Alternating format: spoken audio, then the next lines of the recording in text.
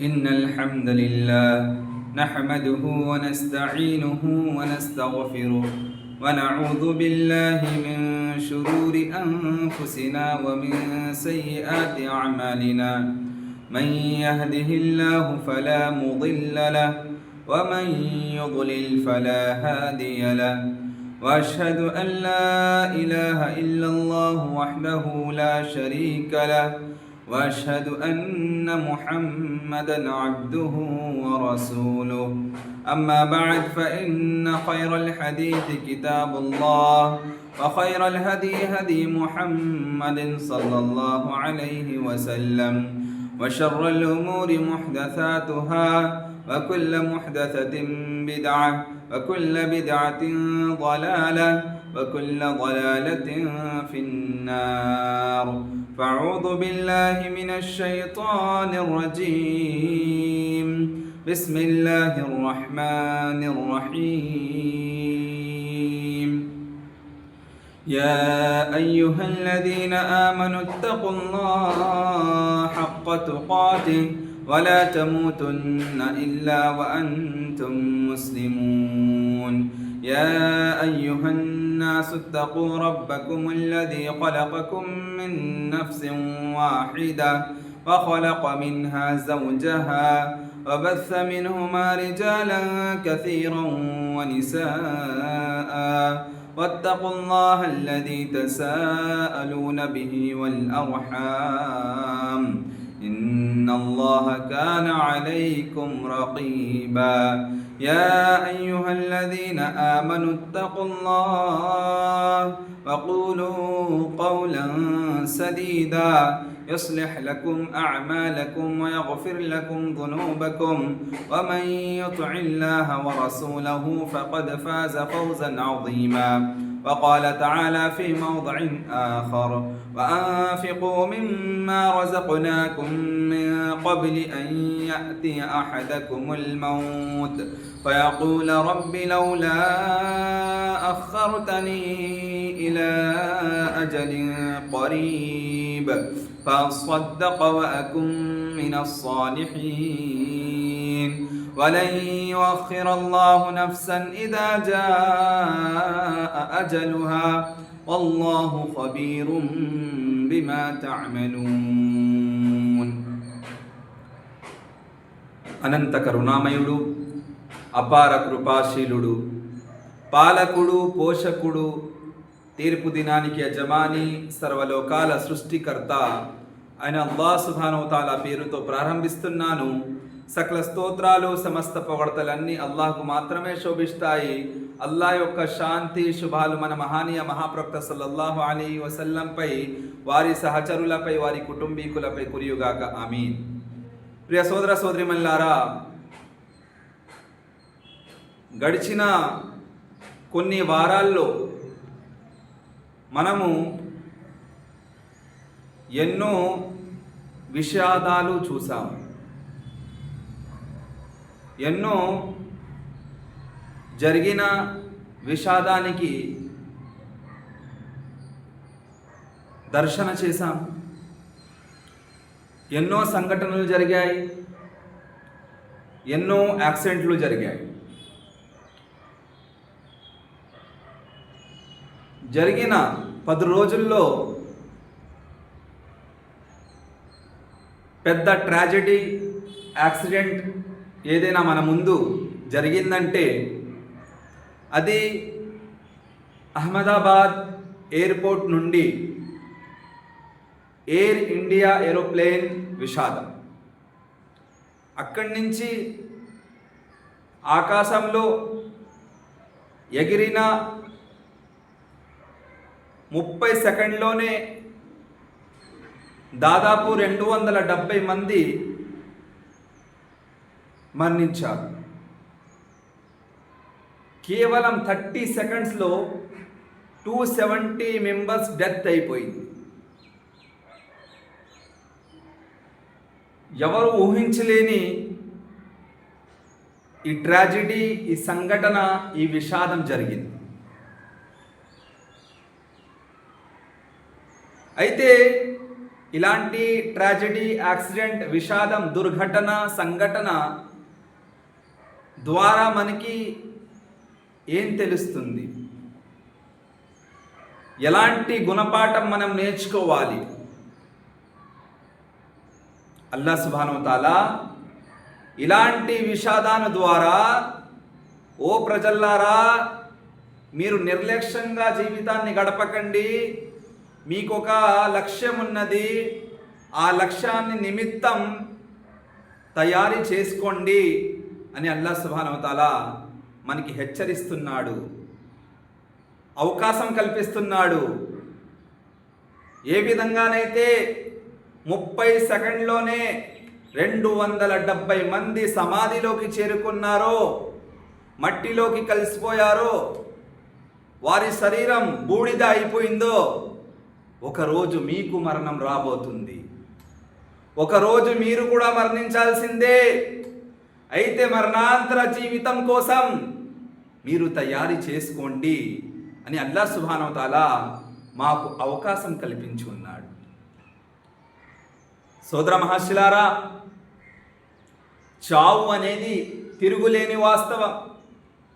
ఎవరు కూడా నాకు చావు రాదు, నాకు మరణం రాదు అని ఛాలెంజ్ చేయలేరు, చేయలేము కూడా. చావు తిరుగులేని వాస్తవం అని ప్రతి ఒక్కరికి తెలుసు. అయితే చావు తర్వాత ఉన్న, మరణం తర్వాత ఉన్న మరణాంతర జీవితం కోసం మనము తయారీ చేసుకోవటం లేదు. మరణాంతర జీవితం నిమిత్తం నిర్లక్ష్యంగా బతుకుతున్నాము. సోదర మహర్షులారా, ఇది పెద్ద ట్రాజెడీ, పెద్ద యాక్సిడెంట్. ఇది నిర్లక్ష్యంగా జీవితం గడపటం. ఇది మహావిషాదం. ఎలా జరుగుతుందంటే, మనము మన లక్ష్యాన్ని మర్చిపోయి జీవితం గడుపుతున్నాం. మన లక్ష్యం, మన టార్గెట్ తీర్పు దినం నాడు అల్లాహ్ సుబ్హానహు వ తఆలా తీర్పు వినిపించేటప్పుడు అల్లాహ్ సుబ్హానహు వ తఆలా నా నిమిత్తం స్వర్గం తీర్పు వినిపించాలి అని దాని గురించి మనం తయారీ చేసుకోవాలి. సోదర మహర్షులారా, ఈ అహ్మదాబాద్లో జరిగిన పెద్ద మహావిషాదం, ఓ ట్రాజెడీ, ఒక ఏరోప్లేన్ యాక్సిడెంట్. ఇందులో కేవలం 30 సెకండ్స్లోనే 270 మంది చనిపోవటం, మరణించటం అనేది మహావిషాదం. అయితే ఈ విషాదం ద్వారా ఒక విశ్వాసి నేర్చుకోవాల్సిన గుణపాఠం ఏమిటంటే, ఏ విధంగానైతే వారికి మరణం వచ్చిందో, రాబోయే కాలంలో ఒకనొక రోజు నాకు కూడా మరణం రాబోతుంది. అయితే మరణించిన తర్వాత సమాధి లోపల జరగబోయే ప్రశ్నల కోసం నా దగ్గర ఏమైనా సమాధానం ఉందా లేదా? మరణాంతర జీవితం కోసం నేను ఎంత తయారు చేసుకుని ఉన్నాను? దీని నిమిత్తం మనం మన హృదయాన్ని ప్రశ్నించుకోవాలి. సోదర మహర్షులారా, అదేవిధంగా నా కల్లారా నేను చూసిన సంఘటన మీకు చెప్పాలంటే, నిన్న సాయంత్రం బొమ్మూరు హైవే మీద నేను వెళ్తుండగా కారు నుండి ఒక సంఘటన చూశాను, ఒక విషాదాన్ని చూశాను. నా కల్లారా ఒక లారీ, ఒక బైక్ వాడి మీద నుండి వెళ్ళిపోయింది. యాక్సిడెంట్ జరిగింది. ఆ మనిషి తలకై పచ్చడైపోయింది. మరి ఇలాంటి యాక్సిడెంట్స్, ఇలాంటి దుర్ఘటన, ఇలాంటి విషాదం ప్రతిరోజు ఎక్కడో ఒక చోట మనం చూస్తుంటాం. కానీ గుణపాఠం నేర్చుకోవటం లేదు. చావు అనేది అకస్మాత్తుగా వస్తుంది, సడన్లీ వస్తుంది. ఎప్పుడు వస్తుంది, ఎక్కడ వస్తుంది, ఏ ప్రదేశంలో వస్తుంది ఎవరికి తెలీదు. కానీ చావు రావటం అనేది తిరుగులేని వాస్తవం. సోదర మహర్షులారా, రోజు ఏదైతే యాక్సిడెంట్లు జరుగుతున్నాయో, ఆ యాక్సిడెంట్ ద్వారా మనం నేర్చుకోవాల్సిన గుణపాఠం ఏమిటంటే, ఏదో ఒక రోజు నేను కూడా చనిపోవాల్సిందే. ఈ ప్రాపంచిక జీవితం యొక్క వ్యామోహంలో పడిపోయి, మునిగిపోయి మరణాంతర జీవితం, ఆఖిరత్ తీర్పు దినాన్ని మనం మరవరాదు, మర్చిపోకూడదు. ప్రియ సోదర సోదరిమణులారా, అల్లాహ్ సుబ్హానహు వ తఆలా దివ్య ఖురాన్ గ్రంథంలో ఈ విధంగా ప్రస్తావిస్తున్నాడు. వఅన్ఫిqూ మిమ్మా రజక్నాకుమ్ మిన్ qabli అన్ యఅతియ అహదకుముల్ మౌత్. నేను మీకు ప్రసాదించి ఉన్న జీవన ఉపాధి నుండి, ధనం నుండి మీరు నిరుపేదలకు దాన ధర్మాలు చేయండి. చావు వచ్చి ముందే చేసేయండి. చావు వచ్చిన తర్వాత, లేకపోతే చావు మరణం సమీపంలో ఉన్నప్పుడు దాన ధర్మాలు చేయాలంటే అనుకున్నా అల్లాహ్ సుబ్హానహు వ తఆలా అవకాశం కల్పించడు. విద్వాంసులు ఏమంటున్నారంటే, అల్లాహ్ సుబ్హానహు వ తఆలా ఇక్కడ విశ్వాసులకు ఒక మాట చెప్తున్నాడు. అదేమిటంటే, మరణం వచ్చే ముందు మీరు సత్కార్యాలు చేసుకోండి. మరణం వచ్చే సమీపంలో ఉన్నప్పుడు, మరణం దగ్గరలో ఉన్నప్పుడు, ఓ అల్లాహ్ నాకు సమయం కేటాయించు, నాకు సమయాన్ని ప్రసాదించు, కొద్ది సమయం ప్రసాదిస్తే నేను సత్కార్యాలు చేసి తిరిగి వచ్చేస్తానని అడిగినా అల్లాహ్ సుబ్హానహు వ తఆలా అక్కడ అవకాశం కల్పించడు. అందుకే సోదర మహర్షులారా, చావు వచ్చే ముందే, మరణం వచ్చే ముందే మనము సత్కార్యాలు చేసుకుంటూ బతకాలి. మన జీవన విధానంలో సత్కార్యాలు నిండి ఉండాలి. ఏ క్షణం కూడా సత్కార్యంతో ఖాళీ ఉండకూడదు. మన జీవన విధానంలో నిజ దైవ ఆరాధనతో ఒక క్షణం కూడా ఖాళీ ఉండకూడదు. ఏదో రకంగా ఇబాదత్ చేస్తూ ఉండాలి. మనము ఖురాన్ మరియు హదీస్ వెలుగులో మన జీవన శైలిని అలవాటు చేసుకుని ఉన్నామంటే అదే దైవ ఆరాధన, అదే ఇబాదత్. ప్రతి విషయాల నిమిత్తం మీరు ఖురాన్ మరియు హదీస్ వెలుగులో అడుగు పెడుతున్నారంటే మీరు ఇబాదత్ చేస్తున్నారు, ఆరాధన చేస్తున్నారు. అదే మన జీవిత లక్ష్యం. వమా ఖలక్తుల్ జిన్న వల్ ఇన్స ఇల్లా లియఅబుదూన్. అల్లాహ్ సుబ్హానహు వ తఆలా జిన్నాతులను మరియు మానవులను కేవలం అల్లాహ్ సుబ్హానహు వ తఆలా యొక్క ఆరాధన కోసం మాత్రమే సృష్టించాడు. మన జీవిత లక్ష్యం కూడా ఆరాధన, నిజదైవ ఆరాధన, తౌహీద్. కాబట్టి సోదర మహర్షులారా, ఎల్లప్పుడూ నిజ దైవారాధన చేస్తూ బతకాలి. అల్లాహ్ సుబ్హానహు వ తఆలా అంటున్నారు, ఫయఖూల రబ్బి లౌలా అఖర్తని ఇలా అజలిన్ ఖరీబ్. చావు దగ్గరలో ఉన్నప్పుడు, మరణ సమయంలో, ఓ అల్లాహ్ నాకు కొద్ది సమయం ప్రసాదించు, నేను సత్కార్యం చేసి తిరిగి వచ్చేస్తానని మీరు గడువు అడిగినా, అవకాశం అడిగినా అవకాశం కల్పించరాదు. అల్లాహ్ మరణ సమయంలో అవకాశం కల్పించడు. ఆ మరణం వచ్చే ముందే, ఆ మరణం ఎప్పుడైతే రాబోతుందో దానికన్నా ముందే మీరు సత్కార్యాలు చేస్తూ ఉండండి అని అల్లాహ్ సుబ్హానహు వ తఆలా ప్రస్తావిస్తున్నాడు. సోదర మహర్షులారా, ఎల్లప్పుడూ ఖురాన్ మరియు హదీస్ వెలుగులో జీవితాన్ని కొనసాగించాలి. ఎందుకంటే మరణం ఎప్పుడు వస్తుంది ఎవరికి తెలియదు. There is no guarantee for death. ఎప్పుడు వస్తుంది ఎవరికి తెలియదు, గ్యారంటీ లేదండి. కానీ ఎప్పుడైనా వస్తుంది, ఎక్కడైనా వస్తుంది, ఎలాంటి సందర్భంలో అయినా వస్తుంది, ఎలాంటి ప్రదేశంలో అయినా వస్తుంది. చావు వచ్చి తీరుతుంది. చావు తిరుగులేని వాస్తవం. ఎక్కడైనా రావాల్సిందే, ఏ వయస్సులో అయినా రావాల్సిందే. పసిపిల్లవాడు కూడా చనిపోతున్నాడు, ముసలివాడి కూడా చనిపోతున్నాడు. అమ్మాయి అయినా, అబ్బాయి అయినా, ఆడవారైనా, మగవారైనా చావు తేడా చూడదు. ఎవరికైనా చావు రావాల్సిందే, ఏ క్షణమునైనా రావాల్సిందే. చావు యవ్వనంని చూడరు, యవ్వనాన్ని చూడదు. పాపం యవ్వనంలో ఉన్నాడు కదా, ఇంకా ఎంజాయ్మెంట్ చేస్తాడేమో, ఎంటర్టైన్మెంట్ చేస్తాడేమో. ఇది చావు ఆలోచించదు. ఫిక్స్ టైం ఉంది, నిర్ణీత సమయం ఉంది. ఆ నిర్ణీత సమయంలో చావు వచ్చి తీరుతుంది. ఎందుకంటే చావు తిరుగులేని వాస్తవం. అయితే చావు వచ్చిన తర్వాత, సమాధిలో చేరుకున్న తర్వాత అసలైన జీవితం మొదలవుతుంది, మరణాంతర జీవితం. ఆఖిరత్, ఆ పరలయ జీవితం కోసం, పరలోకం కోసం మనం ఎంత తయారీ చేసుకుని ఉంటున్నాము అనేది ప్రతి ఒక్కరూ వారి యొక్క హృదయంతో సవాల్ చేసుకోవాలి, ప్రశ్నించుకోవాలి. చావు అనేది నిర్ణీత సమయంలో వచ్చి తీరుతుంది. అల్లాహ్ సుబ్హానహు వ తఆలా అంటున్నారు, వలన్ యుఅఖిరల్లాహు నఫ్సన్ ఇదా జాఅ అజలుహా వల్లాహు ఖబీరుం బిమా తఅమలూన్. చావు రావటానికి ఒక నిర్ణీత సమయం ఉన్నది. ఆ నిర్ణీత సమయానికి చావు వచ్చి తీరుతుంది. ఎందుకంటే చావు తిరుగులేని వాస్తవం. చావు ఆడ, మగ, చిన్న, పెద్ద, చక్రవర్తి, పేదవాడు, నల్లవాడు, తెల్లవాడు చూడదు. ముసలివాడు, యవనంలో ఉన్నవాడు అనేది చూడదు. యువకుడు, యువతి అని, చిన్నపిల్లవాడు, పసి పాప అనేది చూడదు. చావు వచ్చి తీరుతుంది. చావుకి నిర్ణీత సమయం ఉన్నది. ఆ నిర్ణీత సమయంలో చావు రావాల్సిందే. ప్రతి ఒక్కరూ చనిపోవాల్సిందే. ఈ ప్రపంచమే నాశనం అయిపోతుంది.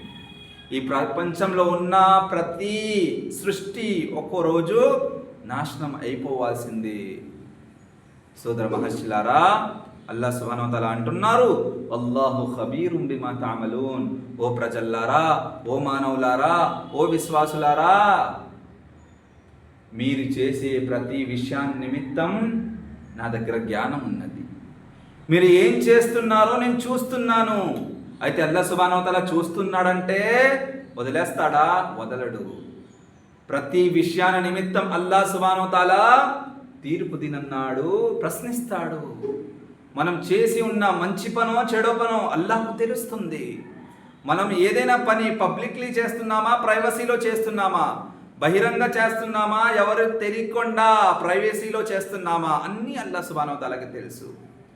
ఎవరు చూసినా చూడకపోయినా అల్లాహ్ సుబ్హానహు వ తఆలా మాత్రం చూస్తున్నాడే.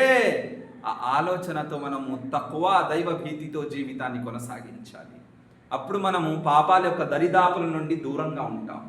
ఎప్పుడైతే దైవాన్ని మర్చిపోయి జీవితం గడుపుతామో చావు మనకి గుర్తుకి రాదు.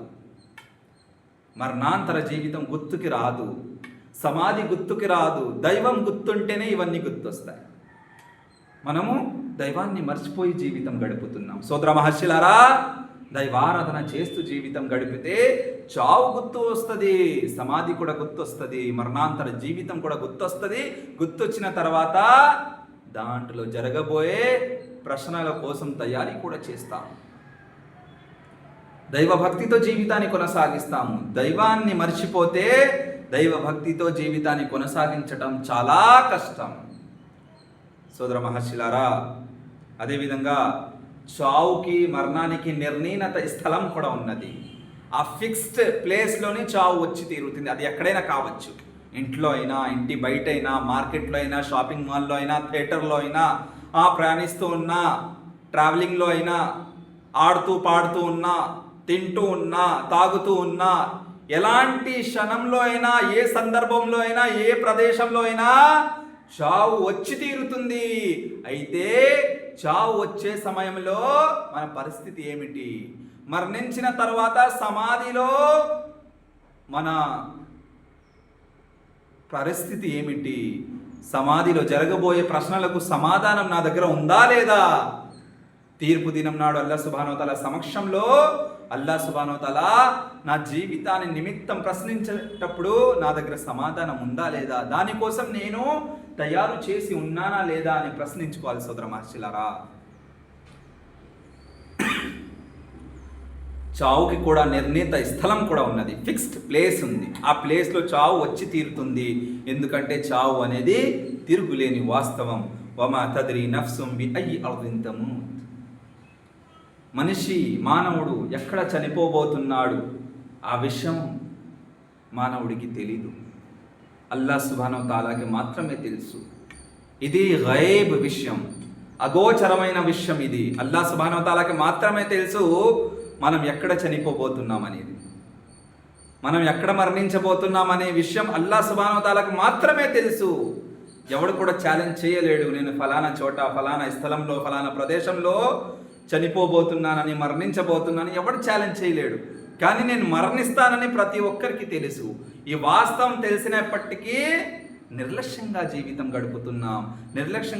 గడుపుతున్నాం అంటే ఇది మూర్ఖత్వం తప్ప ఇంకా ఏమీ లేదు. సోదర మహర్షులారా, అదేవిధంగా చావు మన వెనకాల పరిగెడుతుంది, వెంటాడుతుంది. చావు మానవుడి వెనకాల వెంటాడుతుంది, చావు వచ్చి తీరుతుంది.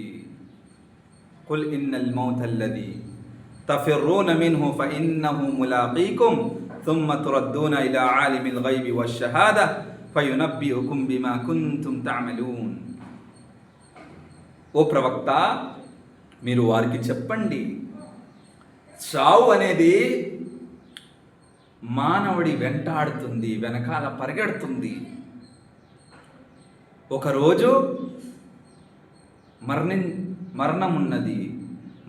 మరణించిన తర్వాత తీర్పు దినం నాడు అల్లాహ్ సుబ్హానహు వ తఆలాతో మన సంభాషణ జరుగుతుంది. అక్కడ అల్లాహ్ సుబ్హానహు వ తఆలాతో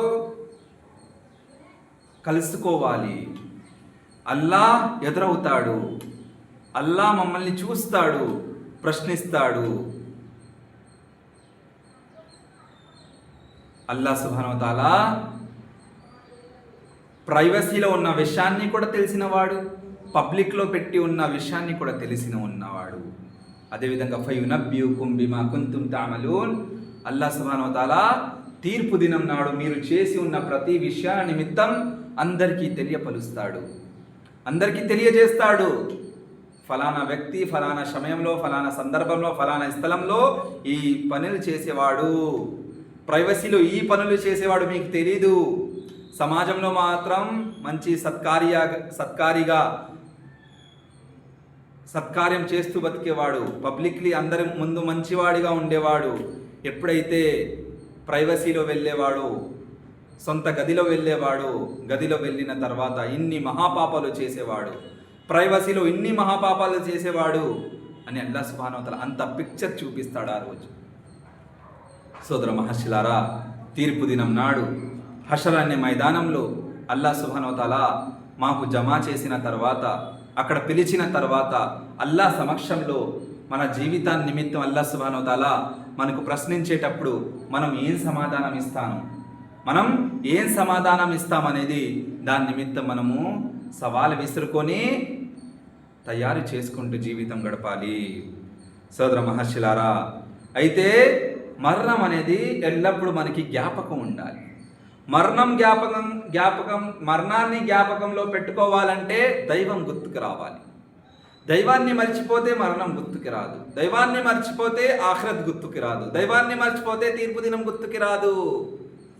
దైవాన్ని గుర్తు పెట్టుకుంటే నామ స్మరణాలు చేసుకుంటూ, జిక్ర్ చేసుకుంటూ, ఖురాన్ పారాయణం చేసుకుంటూ, ఖురాన్ని అర్థం చేసుకుంటూ పారాయణం చేస్తే, నమాజ్ స్థాపిస్తూ, దాన ధర్మాలు చేస్తూ, మంచి పనులు చేస్తూ, సత్కార్యాలు చేస్తూ బతికితే, ఖురాన్ మరియు హదీస్ వెలుగులో జీవితాన్ని గడిపితే మరణం గుర్తుకు వస్తుంది, మరణాంతర జీవితం కూడా గుర్తుకుంటుంది. తర్వాత మరణాంతర జీవితంలో జరగబోయే ప్రశ్నలకి సమాధానం ఎలా ఇవ్వాలో తయారీ కూడా చేసుకుంటూ ఉంటాం. సోదర మహర్షులారా,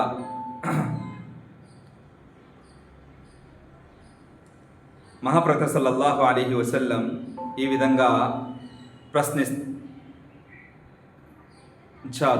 మీకు తెలుసా మీలో తెలివి గలవాడు ఎవడు, మీలో ఇంటెలిజెంట్ పర్సన్ ఎవరు? దానికి సమాధాన ప్రవక్త గారు తర్వాత ఆయనే సమాధానం ఇచ్చారు. చూడండి, మీలో తెలివి గలవాడు, మీలో ఇంటెలిజెంట్ పర్సన్ ఎవరైతే ఎల్లప్పుడూ మరణాన్ని జ్ఞాపకంలో ఉంచుకుంటాడో వాడే తెలివి గలవాడు. మనం ఇంటెలిజెంట్ పర్సనా కాదా ఒకసారి మన హృదయంతో ప్రశ్నించుకోవాలి. మన జీవితంలో ఎల్లప్పుడూ ప్రతి క్షణం చావు గుర్తుకు వస్తుందంటే, మరణాంతర జీవితం కోసం మనం తయారీ చేసుకుంటున్నామంటే, ప్రిపేర్ అవుతున్నామంటే అల్హమ్దులిల్లా నేను ఇంటెలిజెంట్ పర్సన్ని. ఒకవేళ మరణాంతర జీవితం గుర్తుకు రావటం లేదంటే, మరణాంతర జీవితాన్ని నిమిత్తం ప్రిపేర్ అవ్వట్లేదంటే నేను ఇంటెలిజెంట్ పర్సన్ని కాదు. సోదర మహర్షిలారా, అదేవిధంగా అబూ హురైరా రదియల్లాహు అన్హు, ఆయనకి చావు వచ్చే సమయంలో ఏడుపు వచ్చింది. చావు వచ్చే సమయంలో ఏడుస్తున్నారు ఆయన. ఎందుకు ఏడుస్తున్నారండి? ఈ ప్రపంచాన్ని వదిలేసి వెళ్తున్నారనే బాధతో ఏడుస్తున్నారా అని సహచరులు అబూ హురైరా రదియల్లాహు అన్హుతో ప్రశ్నించారు.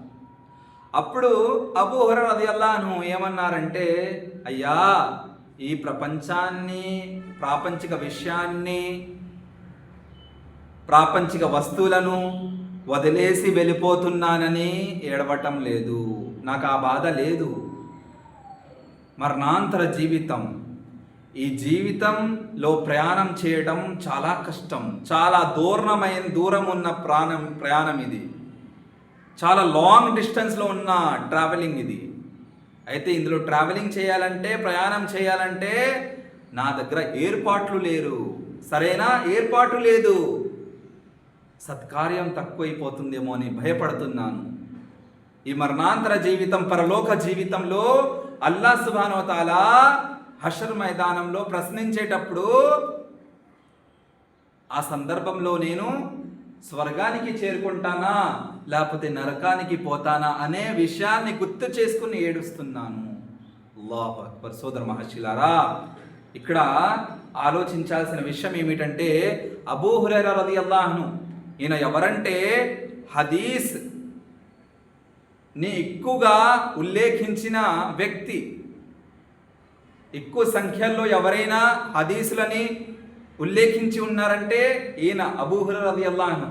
కానీ చావు వచ్చే సమీపంలో తీర్పు దినం గురించి, పరలోకం గురించి గుర్తు చేసుకుంటూ ఏడుస్తున్నారు. ఇలాంటి ఆలోచన మనలో ఉందా? మరణాంతర జీవితం కోసం ఇలా తయారీ చేసుకుంటున్నామా? పరలోకం కోసం మనము ప్రిపేర్ అవుతున్నామా? ఇలాంటి ఏడుపు మనకి ఎప్పుడైనా వచ్చిందా? ఒక్కసారి హృదయంతో ప్రశ్నించుకోండి సోదర మహర్షిలారా.